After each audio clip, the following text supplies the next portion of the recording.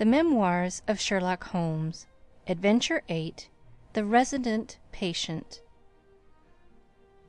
Glancing over the somewhat incoherent series of memoirs with which I have endeavoured to illustrate a few of the mental peculiarities of my friend Mr. Sherlock Holmes, I have been struck by the difficulty which I have experienced in picking out examples which shall in every way answer my purpose. For in those cases in which Holmes has performed some tour de force of analytical reasoning, and has demonstrated the value of his peculiar methods of investigation, the facts themselves have often been so slight or so commonplace that I could not feel justified in laying them before the public. On the other hand, it has frequently happened that he has been concerned in some research where the facts have been of the most remarkable and dramatic character, but where the share which he has himself taken in determining their causes has been less pronounced than I, as his biographer, could wish. The small matter which I have chronicled under the heading of A Study in Scarlet, and that other later one connected with the loss of the Gloria Scott, may serve as examples of the Scylla and Charybdis which are forever threatening the historian. It may be that, in the business of which I am now about to write, the part which my friend played is not sufficiently accentuated, and yet the whole train of circumstances is so remarkable that I cannot bring myself to omit it entirely from this series. It had been a close, rainy day in October. Our blinds were half drawn, and Holmes lay curled upon the sofa, reading and re-reading a letter which he had received by the morning post. For myself, my term of service in India had trained me to stand heat better than cold, and a thermometer of 90 was no hardship. But the paper was uninteresting. Parliament had risen, everybody was out of town, and I yearned for the glades of the New Forest or the shingle of Southsea. A depleted bank account had caused me to postpone my holiday, and as to my companion, neither the country nor the sea presented the slightest attraction to him. He loved to lie in the very centre of 5 millions of people, with his filaments stretching out and running through them, responsive to every little rumour or suspicion of unsolved crime. Appreciation of nature found no place among his many gifts, and his only change was when he turned his mind from the evildoer of the town to track down his brother of the country. Finding that Holmes was too absorbed for conversation, I had tossed aside the barren paper, and leaning back in my chair, I fell into a brown study. Suddenly my companion's voice broke in upon my thoughts. "You are right, Watson," said he. "It does seem a very preposterous way of settling a dispute." "Most preposterous!" I exclaimed, and then suddenly realizing how he had echoed the inmost thought of my soul, I sat up in my chair and stared at him in blank amazement. "What is this, Holmes?" I cried. "This is beyond anything which I could have imagined." He laughed heartily at my perplexity. "You remember," said he, "that some little time ago, when I read you the passage in one of Poe's sketches, in which a close reasoner follows the unspoken thought of his companion, you were inclined to treat the matter as a mere tour de force of the author. On my remarking that I was constantly in the habit of doing the same thing, you expressed incredulity." "Oh, no! Perhaps not with your tongue, my dear Watson, but certainly with your eyebrows. So when I saw you throw down your paper and enter upon a train of thought, I was very happy to have the opportunity of reading it off, and eventually of breaking into it, as a proof that I had been en rapport with you." But I was still far from satisfied. "In the example which you read to me," said I, "the reasoner drew his conclusions from the actions of the man whom he observed. If I remember right, he stumbled over a heap of stones, looked up at the stars, and so on. But I have been seated quietly in my chair, and what clues could I have given you? You do yourself an injustice. The features are given to a man as the means by which he shall express his emotions, and yours are faithful servants. Do you mean to say that you read my train of thoughts from my features? Your features, and especially your eyes. Perhaps you cannot yourself recall how your reverie commenced? No, I cannot. Then I will tell you.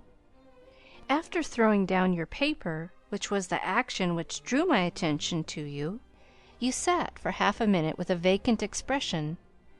Then your eyes fixed themselves upon your newly framed picture of General Gordon, and I saw by the alteration in your face that a train of thought had been started, but it did not lead very far. Your eyes turned across to the unframed portrait of Henry Ward Beecher which stands upon the top of your books. You then glanced up at the wall, and of course your meaning was obvious. You were thinking that if the portrait were framed it would just cover that bare space and correspond with Gordon's picture over there. "You have followed me wonderfully!" I exclaimed. So far I could hardly have gone astray. But now your thoughts went back to Beecher, and you looked hard across as if you were studying the character in his features. Then your eyes ceased to pucker, but you continued to look across, and your face was thoughtful. You were recalling the incidents of Beecher's career. I was well aware that you could not do this without thinking of the mission which he undertook on behalf of the North at the time of the Civil War, for I remember your expressing your passionate indignation at the way in which he was received by the more turbulent of our people. You felt so strongly about it that I knew you could not think of Beecher without thinking of that also. When a moment later I saw your eyes wander away from the picture, I suspected that your mind was now turned to the Civil War, and when I observed that your lips set, your eyes sparkled, and your hands clenched, I was positive that you were indeed thinking of the gallantry which was shown by both sides in that desperate struggle. But then again your face grew sadder, you shook your head. You were dwelling upon the sadness and horror and useless waste of life. Your hand stole toward your old wound, and a smile quivered on your lips, which showed me that the ridiculous side of this method of settling international questions had forced itself upon your mind. At this point I agreed with you that it was preposterous, and was glad to find that my deductions had been correct. "Absolutely," said I, "and now that you have explained it, I confess that I am as amazed as before. It was very superficial, my dear Watson, I assure you. I should not have intruded it upon your attention had you not shown some incredulity the other day. But the evening has brought a breeze with it. What do you say to a ramble through London?" I was weary of our little sitting-room, and gladly acquiesced. For 3 hours we strolled about together, watching the ever-changing kaleidoscope of life as it ebbs and flows through Fleet Street and the Strand. His characteristic talk, with its keen observance of detail and subtle power of inference, held me amused and enthralled. It was 10 o'clock before we reached Baker Street again. A brougham was waiting at our door. A doctor's general practitioner, I perceive," said Holmes. "Not been long in practice, but has had a great deal to do. Come to consult us, I fancy. Lucky we came back." I was sufficiently conversant with Holmes' methods to be able to follow his reasoning, and to see that the nature and state of the various medical instruments in the wicker basket which hung in the lamplight inside the brougham had given the data for his swift deduction. The light in our window above showed that this late visit was indeed intended for us. With some curiosity as to what could have sent a brother medico to us at such an hour, I followed Holmes into our sanctum. A pale, taper-faced man, with sandy whiskers rose up from a chair by the fire as we entered. His age may not have been more than 3 or 4 and 30, but his haggard expression and unhealthy hue told of a life which had sapped his strength and robbed him of his youth. His manner was nervous and shy, like that of a sensitive gentleman, and the thin white hand which he laid on the mantelpiece as he rose was that of an artist rather than of a surgeon. His dress was quiet and sombre, a black frock coat, dark trousers, and a touch of colour about his necktie. "Good evening, doctor," said Holmes cheerily. "I am glad to see that you have only been waiting a very few minutes. You spoke to my coachman, then?" "No, it was the candle on the side table that told me. Pray resume your seat and let me know how I can serve you." "My name is Dr. Percy Trevelyan," said our visitor, "and I live at 403 Brook Street." "Are you not the author of a monograph upon obscure nervous lesions?" I asked. His pale cheeks flushed with pleasure at hearing that his work was known to me. "I so seldom hear of the work that I thought it was quite dead," said he. "My publishers gave me a most discouraging account of its sale. You are yourself, I presume, a medical man?" "A retired army surgeon." "My own hobby has always been nervous disease. I should wish to make it an absolute specialty, but of course a man must take what he can get at first. This, however, is beside the question, Mr. Sherlock Holmes, and I quite appreciate how valuable your time is. The fact is that a very singular train of events has occurred recently at my house in Brook Street, and tonight they came to such a head that I felt it was quite impossible for me to wait another hour before asking for your advice and assistance." Sherlock Holmes sat down and lit his pipe. "You are very welcome to both," said he. "Pray let me have a detailed account of what the circumstances are which have disturbed you." "One or two of them are so trivial," said Dr. Trevelyan, "that really I am almost ashamed to mention them. But the matter is so inexplicable, and the recent turn which it has taken is so elaborate, that I shall lay it all before you, and you shall judge what is essential and what is not. I am compelled, to begin with, to say something of my own college career. I am a London University man, you know, and I am sure that you will not think that I am unduly singing my own praises if I say that my student career was considered by my professors to be a very promising one. After I had graduated, I continued to devote myself to research, occupying a minor position in King's College Hospital, and I was fortunate enough to excite considerable interest by my research into the pathology of catalepsy, and finally to win the Bruce Pinkerton Prize and medal by the monograph on nervous lesions to which your friend has just alluded. I should not go too far if I were to say that there was a general impression at that time that a distinguished career lay before me. But the one great stumbling block lay in my want of capital. As you will readily understand, a specialist who aims high is compelled to start in one of a dozen streets in the Cavendish Square quarter, all of which entail enormous rents and furnishing expenses. Besides this preliminary outlay, he must be prepared to keep himself for some years and to hire a presentable carriage and horse. To do this was quite beyond my power, and I could only hope that by economy I might in 10 years' time save enough to enable me to put up my plate. Suddenly, however, an unexpected incident opened up quite a new prospect to me. This was a visit from a gentleman of the name of Blessington, who was a complete stranger to me. He came up to my room one morning and plunged into business in an instant. "You are the same Percy Trevelyan who has had so distinguished a career, and won a great prize lately?" said he. I bowed. "Answer me frankly," he continued, "for you will find it to your interest to do so. You have all the cleverness which makes a successful man. Have you the tact?" I could not help smiling at the abruptness of the question. "I trust that I have my share," I said. "Any bad habits? Not drawn towards drink, eh?" "Really, sir!" I cried. "Quite right. That's all right. But I was bound to ask. With all these qualities, why are you not in practice?" I shrugged my shoulders.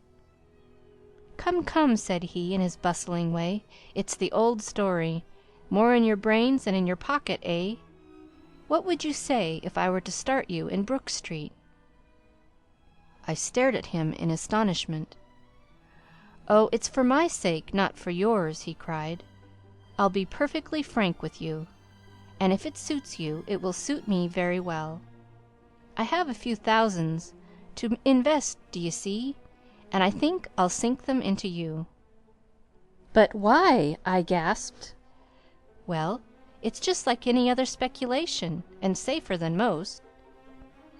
"What am I to do, then?" "I'll tell you. I'll take the house, furnish it, pay the maids, and run the whole place. All you have to do is just to wear out your chair in the consulting room. I'll let you have pocket money and everything. Then you hand over to me 3/4 of what you earn, and you keep the other quarter for yourself." This was the strange proposal, Mr. Holmes, with which the man Blessington approached me. I won't weary you with the account of how we bargained and negotiated. It ended in my moving into the house next Lady Day, and starting in practice on very much the same conditions as he had suggested. He came himself to live with me in the character of a resident patient. His heart was weak, it appears, and he needed constant medical supervision.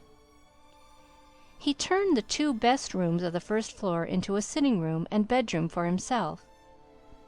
He was a man of singular habits, shunning company and very seldom going out. His life was irregular, but in one respect he was regularity itself. Every evening at the same hour he walked into the consulting room, examined the books, put down the 5 and 3 pence for every guinea that I had earned, and carried the rest off to the strong box in his own room. I may say with confidence that he never had occasion to regret his speculation. From the first it was a success. A few good cases and the reputation which I had won in the hospital brought me rapidly to the front, and during the last few years I have made him a rich man. So much, Mr. Holmes, for my past history and my relations with Mr. Blessington. It only remains for me now to tell you what has occurred to bring me here tonight.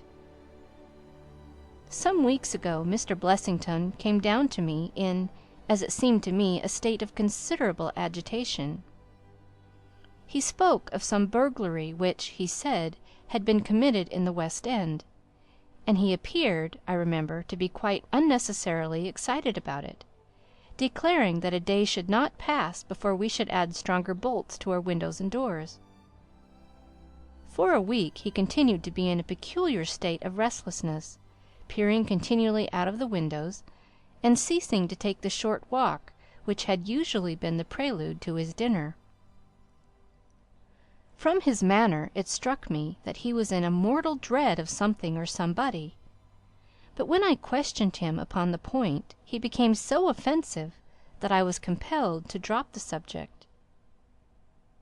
Gradually, as time passed, his fears appeared to die away, and he had renewed his former habits, when a fresh event reduced him to the pitiable state of prostration in which he now lies.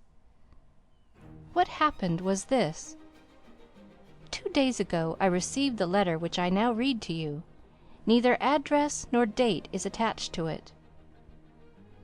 A Russian nobleman, who is now resident in England, it runs, would be glad to avail himself of the professional assistance of Dr. Percy Trevelyan.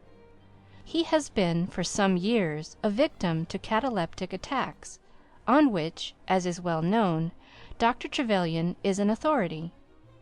He proposes to call at about 6:15 tomorrow evening, if Dr. Trevelyan will make it convenient to be at home.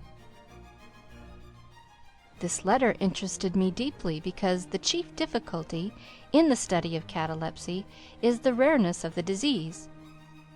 You may believe, then, that I was in my consulting room when, at the appointed hour, the page showed in the patient. He was an elderly man, thin, demure, and commonplace, by no means the conception one forms of a Russian nobleman. I was much more struck by the appearance of his companion. This was a tall young man, surprisingly handsome, with a dark, fierce face, and the limbs and chest of a Hercules. He had his hand under the other's arm as they entered, and helped him to a chair with a tenderness which one would hardly have expected from his appearance.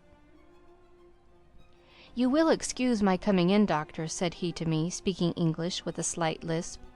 "This is my father, and his health is a matter of the most overwhelming importance to me." I was touched by this filial anxiety. "You would, perhaps, care to remain during the consultation?" said I. "Not for the world!" he cried, with a gesture of horror. "It is more painful to me than I can express. If I were to see my father in one of these dreadful seizures, I am convinced that I should never survive it. My own nervous system is an exceptionally sensitive one. With your permission, I will remain in the waiting room while you go into my father's case." To this, of course, I assented, and the young man withdrew. The patient and I then plunged into a discussion of his case, of which I took exhaustive notes. He was not remarkable for intelligence, and his answers were frequently obscure, which I attributed to his limited acquaintance with our language. Suddenly, however, as I sat writing, he ceased to give any answer at all to my inquiries, and on my turning towards him I was shocked to see that he was sitting bolt upright in his chair, staring at me with a perfectly blank and rigid face. He was again in the grip of his mysterious malady. My first feeling, as I have just said, was one of pity and horror. My second, I fear, was rather one of professional satisfaction. I made notes of my patient's pulse and temperature, tested the rigidity of his muscles, and examined his reflexes. There was nothing markedly abnormal in any of these conditions, which harmonized with my former experiences. I had obtained good results in such cases by the inhalation of nitrate of amyl, and the present seemed an admirable opportunity of testing its virtues. The bottle was downstairs in my laboratory, so, leaving my patient seated in his chair, I ran down to get it. There was some little delay in finding it, 5 minutes, let us say, and then I returned. Imagine my amazement to find the room empty and the patient gone. Of course, my first act was to run into the waiting room. The son had gone also. The hall door had been closed but not shut. My page, who admits patients, is a new boy and by no means quick. He waits downstairs and runs up to show patients out when I ring the consulting room bell. He had heard nothing, and the affair remained a complete mystery. Mr. Blessington came in from his walk shortly afterwards, but I did not say anything to him upon the subject, for, to tell the truth, I have got in the way of late of holding as little communication with him as possible. Well, I never thought that I should see anything more of the Russian and his son, so you can imagine my amazement when, at the very same hour this evening, they both came marching into my consulting room just as they had done before. "I feel that I owe you a great many apologies for my abrupt departure yesterday, doctor," said my patient. "I confess that I was very much surprised at it," said I. "Well, the fact is," he remarked, "that when I recover from these attacks, my mind is always very clouded as to all that has gone before. I woke up in a strange room, as it seemed to me, and made my way out into the street in a sort of dazed way when you were absent." "And I," said the son, "seeing my father pass the door of the waiting-room, naturally thought that the consultation had come to an end. It was not until we had reached home that I began to realize the true state of affairs." "Well," said I, laughing, "there is no harm done, except that you puzzled me terribly. So if you, sir, would kindly step into the waiting-room, I shall be happy to continue our consultation, which was brought to so abrupt an ending." For half an hour or so I discussed that old gentleman's symptoms with him, and then, having prescribed for him, I saw him go off upon the arm of his son. I have told you that Mr. Blessington generally chose this hour of the day for his exercise. He came in shortly afterwards and passed upstairs.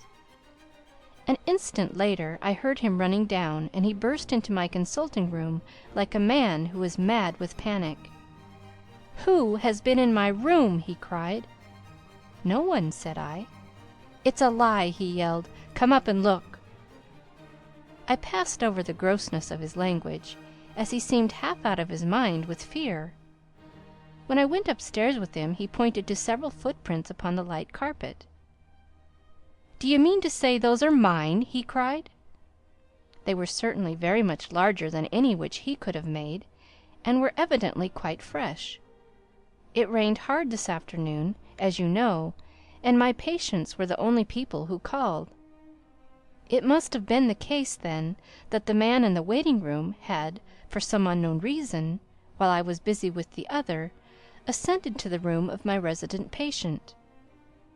Nothing had been touched or taken, but there were the footprints to prove that the intrusion was an undoubted fact.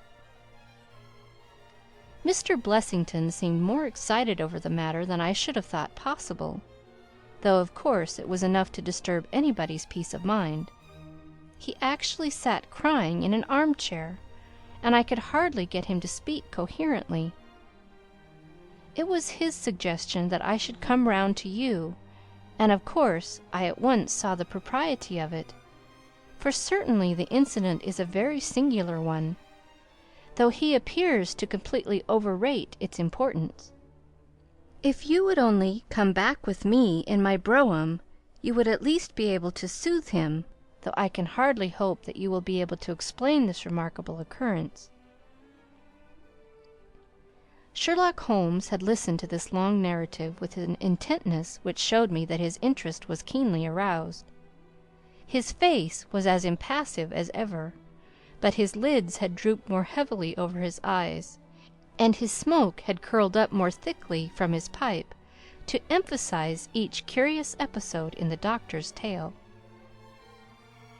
As our visitor concluded, Holmes sprang up without a word, handed me my hat, picked up his own from the table, and followed Dr. Trevelyan to the door. Within a quarter of an hour we had been dropped at the door of the physician's residence in Brook Street, one of those sombre, flat-faced houses which one associates with a West End practice. A small page admitted us, and we began at once to ascend the broad, well-carpeted stair. But a singular interruption brought us to a standstill. The light at the top was suddenly whisked out, and from the darkness came a reedy, quivering voice. "I have a pistol," it cried. "I give you my word that I'll fire if you come any nearer." "This really grows outrageous, Mr. Blessington," cried Dr. Trevelyan. "Oh, then it is you, doctor," said the voice, with a great heave of relief. "But those other gentlemen, are they what they pretend to be?" We were conscious of a long scrutiny out of the darkness. "Yes, yes, it's all right," said the voice at last. "You can come up, and I am sorry if my precautions have annoyed you." He relit the stair gas as he spoke, and we saw before us a singular-looking man, whose appearance as well as his voice testified to his jangled nerves. He was very fat, but had apparently at some time been much fatter, so that the skin hung about his face in loose pouches, like the cheeks of a bloodhound. He was of a sickly colour, and his thin sandy hair seemed to bristle up with the intensity of his emotion. In his hand he held a pistol, but he thrust it into his pocket as we advanced. "Good evening, Mr. Holmes," said he. "I am sure I am very much obliged to you for coming round. No one ever needed your advice more than I do.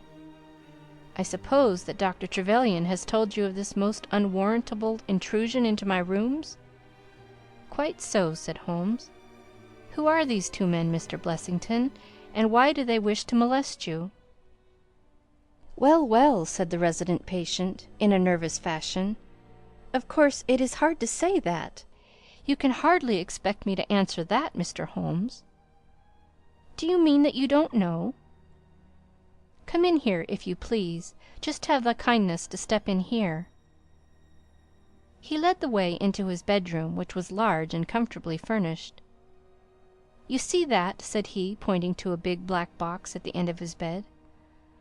"I have never been a very rich man, Mr. Holmes, never made but one investment in my life, as Dr. Trevelyan would tell you.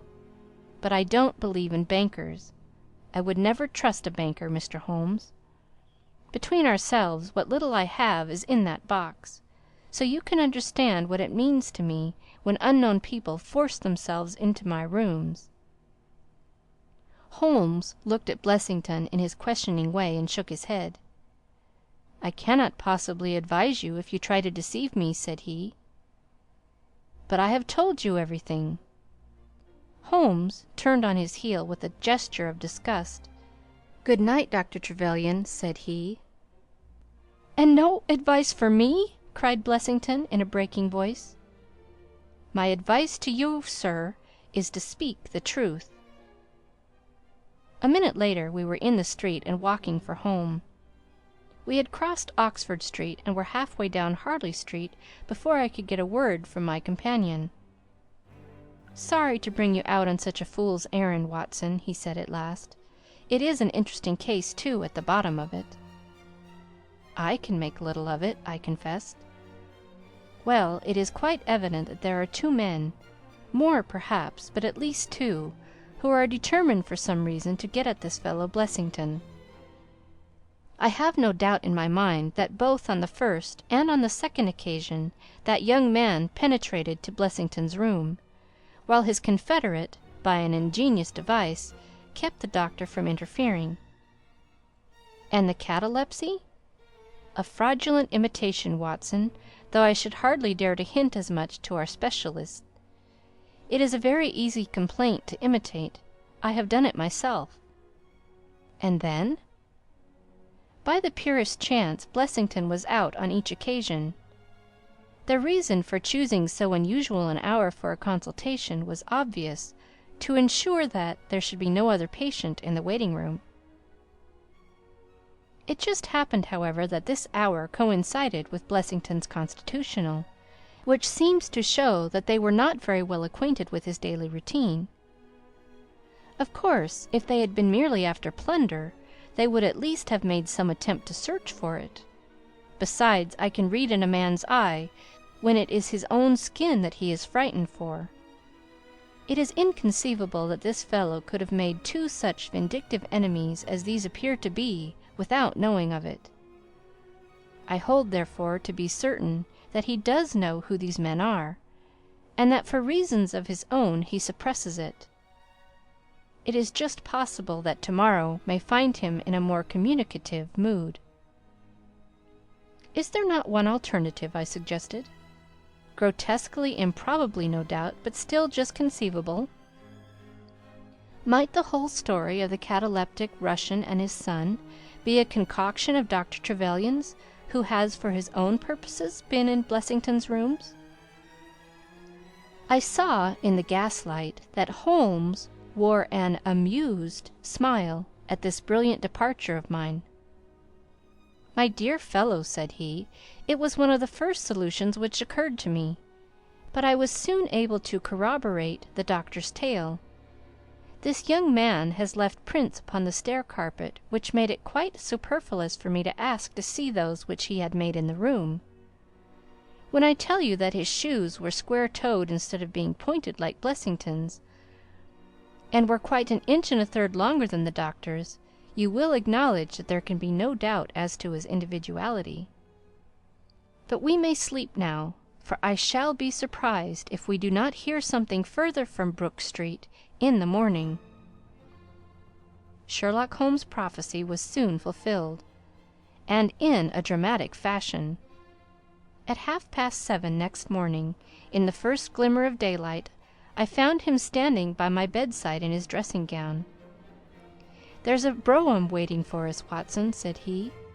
"What's the matter, then?" "The Brook Street business." "Any fresh news?" "Tragic, but ambiguous," said he, pulling up the blind. "Look at this, a sheet from a notebook, with 'For God's sake, come at once, P.T.' scrawled upon it in pencil. Our friend the doctor was hard put to it when he wrote this. Come along, my dear fellow, for it's an urgent call." In a quarter of an hour or so we were back at the physician's house. He came running out to meet us with a face of horror. "Oh, such a business!" he cried, with his hands to his temples. "What then?" "Blessington has committed suicide!" Holmes whistled.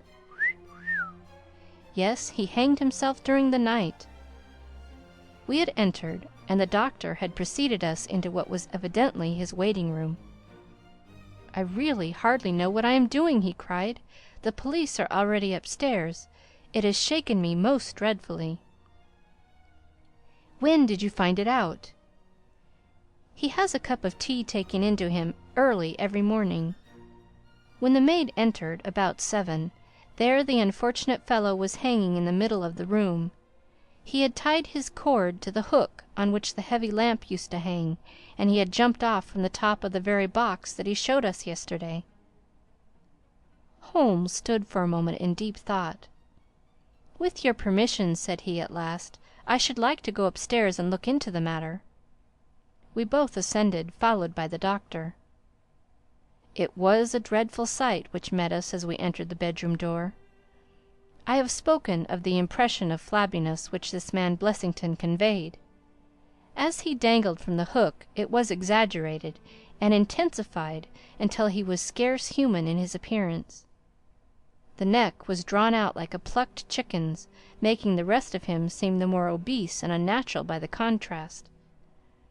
He was clad only in his long night-dress, and his swollen ankles and ungainly feet protruded starkly from beneath it. Beside him stood a smart-looking police inspector, who was taking notes in a pocket-book. "Ah, Mr. Holmes," said he heartily, as my friend entered, "I am delighted to see you." "Good morning, Lanier," answered Holmes. "You won't think me an intruder, I am sure. Have you heard of the events which led up to this affair?" "Yes, I heard something of them." "Have you formed any opinion?" "As far as I can see, the man has been driven out of his senses by fright. The bed has been well slept in, you see. There's his impression deep enough. It's about 5 in the morning, you know, that suicides are most common. That would be about his time for hanging himself. It seems to have been a very deliberate affair." "I should say that he has been dead about 3 hours, judging by the rigidity of the muscles," said I. "Noticed anything peculiar about the room?" asked Holmes. "Found a screwdriver and some screws on the wash-hand stand. Seems to have smoked heavily during the night, too.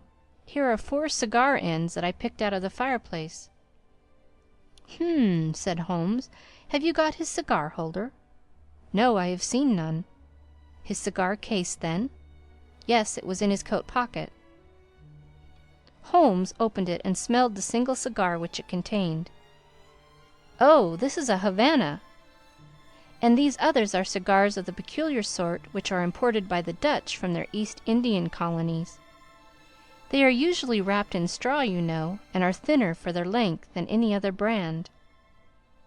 He picked up the 4 ends and examined them with his pocket lens. "2 of these have been smoked from a holder and 2 without," said he. "2 have been cut by a not very sharp knife, and 2 have had the ends bitten off by a set of excellent teeth. This is no suicide, Mr. Lanier. It's a very deeply planned and cold-blooded murder." "Impossible!" cried the inspector. And why? Why should anyone murder a man in so clumsy a fashion as by hanging him? That is what we have to find out. How could they get in? Through the front door. It was barred in the morning. Then it was barred after them. How do you know? I saw their traces. Excuse me a moment. I may be able to give you some further information about it." He went over to the door, and turning the lock, he examined it in his methodical way. Then he took out the key, which was on the inside, and inspected that also. The bed, the carpet, the chairs, the mantelpiece, the dead body, and the rope were each in turn examined, until at last he professed himself satisfied, and with my aid and that of the inspector, cut down the wretched object and lay it reverently under a sheet. "How about this rope?" he asked. "It is cut off this," said Dr. Trevelyan, drawing a large coil from under the bed. He was morbidly nervous of fire, and always kept this beside him, so that he might escape by the window in case the stairs were burning. "That must have saved them trouble," said Holmes, thoughtfully. "Yes, the actual facts are very plain, and I shall be surprised if by the afternoon I cannot give you the reasons for them as well. I will take this photograph of Blessington, which I see upon the mantelpiece, as it may help me in my inquiries." "But you have told us nothing!" cried the doctor. "Oh, there can be no doubt as to the sequence of events," said Holmes. "There were 3 of them in it, the young man, the old man, and a third, to whose identity I have no clue. The first 2, I need hardly remark, are the same who masqueraded as the Russian Count and his son, so we can give a very full description of them. They were admitted by a confederate inside the house. If I might offer you a word of advice, Inspector, it would be to arrest the page, who, as I understand, has only recently come into your service, Doctor." "The young imp cannot be found," said Dr. Trevelyan. "The maid and the cook have just been searching for him." Holmes shrugged his shoulders. "He has played a not unimportant part in this drama," said he. "The 3 men having ascended the stairs, which they did on tiptoe, the elder man first, the younger man second, and the unknown man in the rear—" "My dear Holmes!" I ejaculated. "Oh, there could be no question as to the superimposing of the footmarks. I had the advantage of learning which was which last night. They ascended, then, to Mr. Blessington's room, the door of which they found to be locked. With the help of a wire, however, they forced round the key. Even without the lens you will perceive, by the scratches on this ward, where the pressure was applied. On entering the room, their first proceeding must have been to gag Mr. Blessington. He may have been asleep, or he may have been so paralyzed with terror as to have been unable to cry out. These walls are thick, and it is conceivable that his shriek, if he had time to utter one, was unheard. Having secured him, it is evident to me that a consultation of some sort was held. Probably it was something in the nature of a judicial proceeding. It must have lasted for some time, for it was then that these cigars were smoked. The older man sat in that wicker chair. It was he who used the cigar holder. The younger man sat over yonder. He knocked his ash off against the chest of drawers. The third fellow paced up and down. Blessington, I think, sat upright in the bed, but of that I cannot be absolutely certain. Well, it ended by their taking Blessington and hanging him. The matter was so prearranged that it is my belief that they brought with them some sort of block or pulley which might serve as a gallows. That screwdriver and those screws were, as I conceive, for fixing it up. Seeing the hook, however, they naturally saved themselves the trouble. Having finished their work, they made off, and the door was barred behind them by their confederate.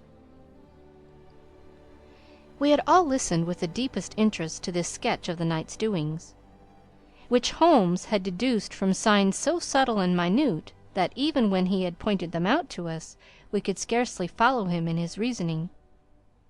The inspector hurried away on the instant to make inquiries about the page, while Holmes and I returned to Baker Street for breakfast. "I'll be back by 3," said he, when we had finished our meal. "Both the inspector and the doctor will meet me here at that hour, and I hope by that time to have cleared up any little obscurity which the case may still present." Our visitors arrived at the appointed time, but it was 3:45 before my friend put in an appearance. From his expression as he entered, however, I could see that all had gone well with him. "Any news, Inspector?" "We have got the boys, sir." "Excellent, and I have got the men." "You have got them!" we cried, all three. "Well, at least I have got their identity. This so-called Blessington is, as I expected, well known at headquarters, and so are his assailants. Their names are Biddle, Hayward, and Moffatt." "The Worthington Bank gang?" cried the inspector. "Precisely," said Holmes. "Then Blessington must have been Sutton." "Exactly," said Holmes. "Why, that makes it as clear as crystal," said the inspector. But Trevelyan and I looked at each other in bewilderment. "You must surely remember the great Worthington Bank business," said Holmes. 5 men were in it, these 4 and a 5th called Cartwright. Tobin, the caretaker, was murdered, and the thieves got away with £7,000. This was in 1875. They were all 5 arrested, but the evidence against them was by no means conclusive. This Blessington, or Sutton, who was the worst of the gang, turned informer. On his evidence Cartwright was hanged, and the other 3 got 15 years apiece. When they got out the other day, which was some years before their full term, they set themselves, as you perceive, to hunt down the traitor and to avenge the death of their comrade upon him. Twice they tried to get at him and failed. A 3rd time, you see, it came off. Is there anything further which I can explain, Dr. Trevelyan?" "I think you have made it all remarkably clear," said the doctor. No doubt the day on which he was perturbed was the day when he had seen of their release in the newspapers. "Quite so. His talk about a burglary was the merest blind." "But why could he not tell you this?" "Well, my dear sir, knowing the vindictive character of his old associates, he was trying to hide his own identity from everybody as long as he could. His secret was a shameful one, and he could not bring himself to divulge it. However, wretch as he was still living under the shield of British law, and I have no doubt, Inspector, that you will see that though that shield may fail to guard, the sword of justice is still there to avenge." Such were the singular circumstances in connection with the resident patient and the Brook Street doctor. From that night nothing has been seen of the 3 murderers by the police, and it is surmised at Scotland Yard that they were among the passengers of the ill-fated steamer Nora Creina, which was lost some years ago with all hands upon the Portuguese coast, some leagues to the north of Oporto. The proceedings against the page broke down for want of evidence, and the Brook Street mystery, as it was called, has never until now been fully dealt with in any public print. End of Chapter 8.